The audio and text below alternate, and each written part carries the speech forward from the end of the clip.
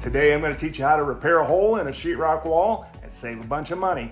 You're going to need a couple of things. We're going to get right to it.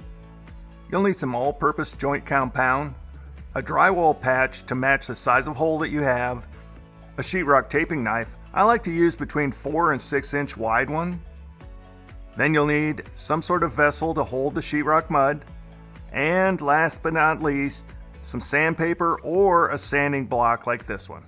For this patch, the first thing I got to do is take off this light switch cover, and I got to be careful not to get into the electrical while I'm doing the repair. Anytime you're working around electrical, I recommend finding the appropriate breaker and turning it off until the patch is done.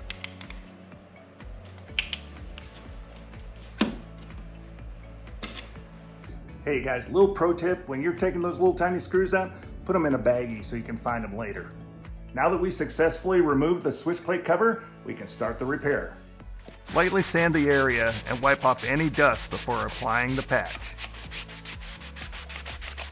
Now this particular patch is reinforced by a perforated piece of aluminum to make it more rigid. It is peel and stick. We'll peel that off and we're going to stick that on the wall that we just sanded and cleaned the dust off of. Make sure the patch completely covers the hole. Then gently wipe and make sure the patch is firmly stuck to the wall. In this case, I have to trim a little bit of the fiberglass mesh because it extends just a little too far into the light switch box. Once again, make sure everything is laying nice and flat and stuck to the wall.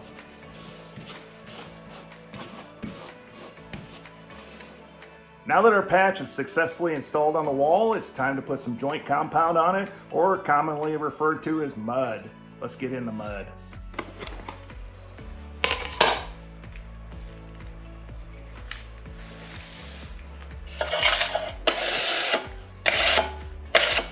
So we're going to start really thin, and as soon as that dries, we'll come and put another thin coat over it until we've got a nice smooth surface that requires very little sanding.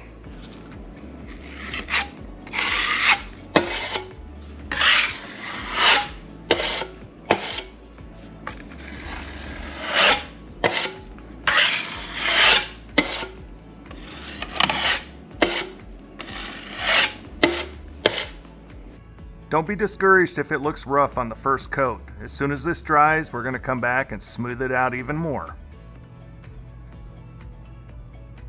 Well, it's been a couple hours, and I'll tell you what, that dried pretty fast. I did put a fan on it to speed up the process, so now we're ready for our second coat. We got to do a couple things first.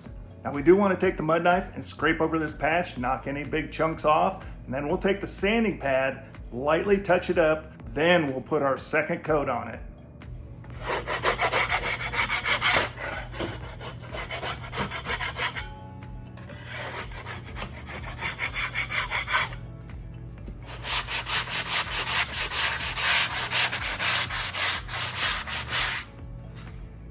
Notice I don't have too much mud on the sheetrock knife, and I keep the knife at a very steep angle towards the wall.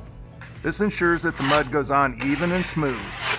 Don't be afraid to make multiple passes until it looks nice and smooth to your eye.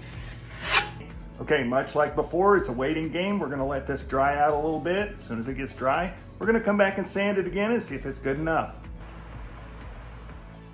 Well, it's a couple hours later. Our patch is totally dry. I'm going to give it a light sanding and we'll be ready for paint. Use your sanding block to gently smooth all the corners and edges of the mud. Because we kept our layers of mud thin, this shouldn't take much effort and there should be very little dust.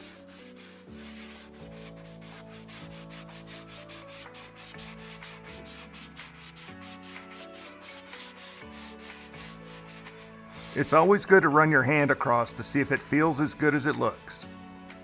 Well, that completes our patch on a sheetrock wall. I hope you guys enjoyed this video. If you did, hit that like and subscribe button for me. I'm going to head out and get some paint, and I'll see you on the next Ask Dad How.